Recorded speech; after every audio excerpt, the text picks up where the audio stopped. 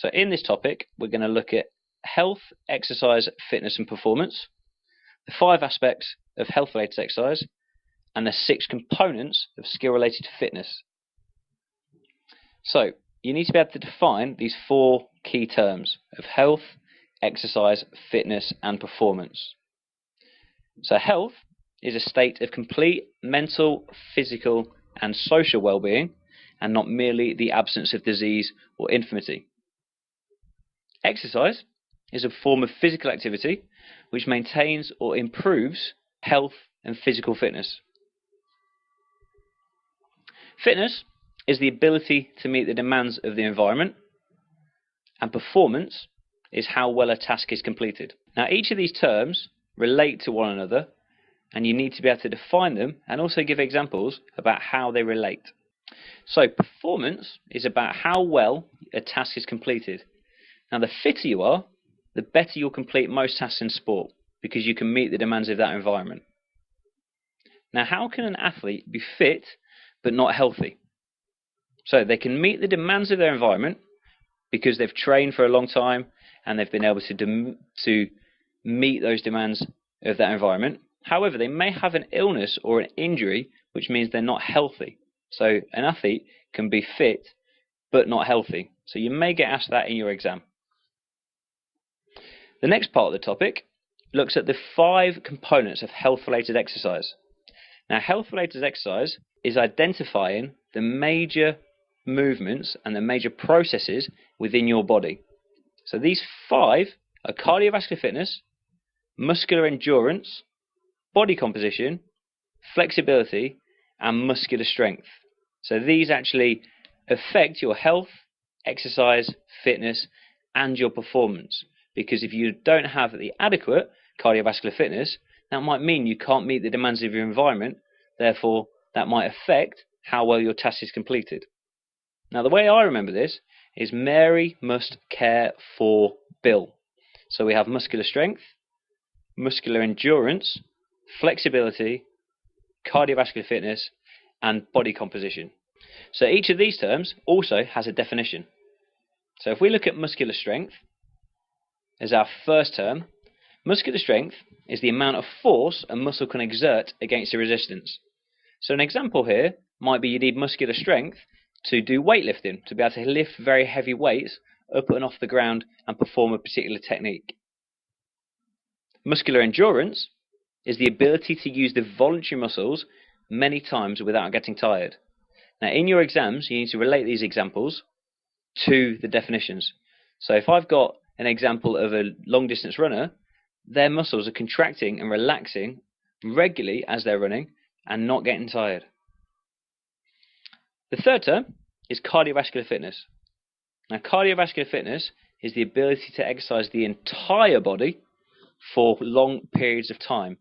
So this identifies how we use our heart to pump blood around the body to enable to supply enough oxygen for our working muscles.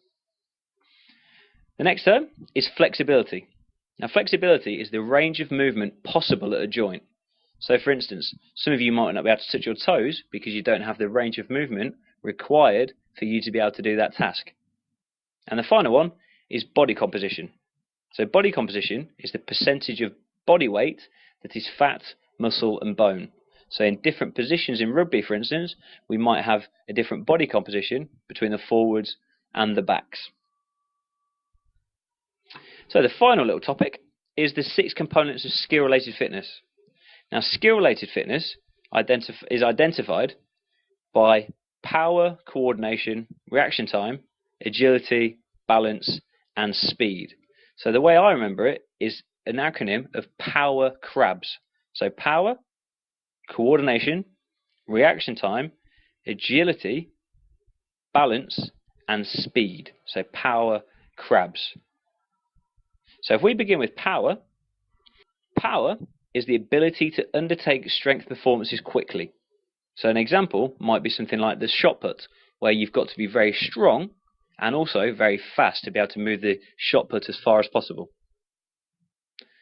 Coordination is the ability to move 2 or more body parts together.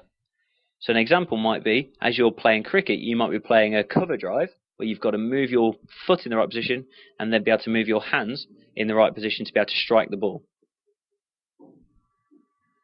Reaction time is the time between the presentation of a stimulus and the onset of a movement.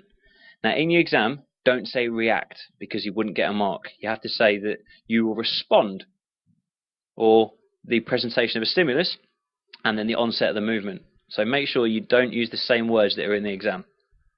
A good example is how a sprinter might respond to the gun firing in the 100-meter sprint.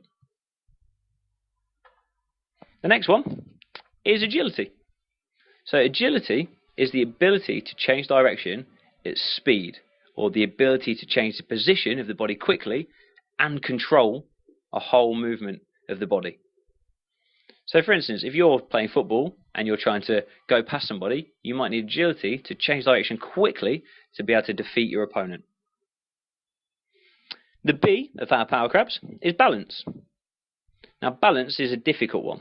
It's got quite a long definition, and it's the ability to retain the center of mass of a body above the base of support. So really, it's about you being able to stay nice and upright and be able to hold your shape. So the base of support in a handstand are your hands. Your center of mass is the center of gravity that you have over your hands. Now, if you topple over that center of gravity, you fall over and then become unbalanced. The final one is speed. Now, speed is defined as the differential rate at which an individual is able to perform a movement or cover a distance in a period of time. So an example is the leg speed that Usain Bolt produces to be able to run 9.58 seconds. So that's that topic done. We had health-related fitness, skill-related fitness, and also the definitions of those 4 key terms that we had at the start.